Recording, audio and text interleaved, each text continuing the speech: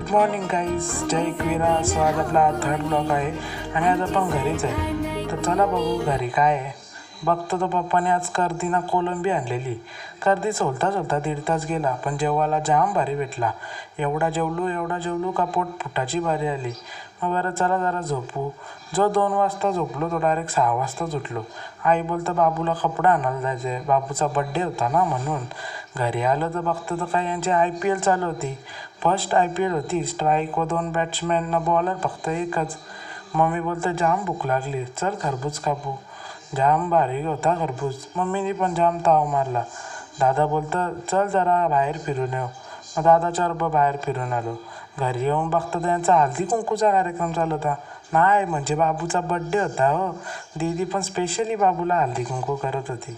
नाही मग बघता बघता वहिनीने पण जयदेव केला आणि बाबूला मस्तपैकी 2 टिकल्या लावल्या. बाबू जाम एक्साइट होता केक कापायला. शेवटी बाबूने केक कापलाच. नाही तर बघा सगळी कशी त्याला विश करतात. बाबू नंतर घाबरायला लागला, कारण पप्पानी त्याला केक लावून बुवा बनवला ना म्हणून. मग बाबूने दुसरा बी केक कापला. स्वयंने लगेच नावाची पापडी उचलून खाली. मग बघतं तर काय आपण बी लगेच फटाका लावलं.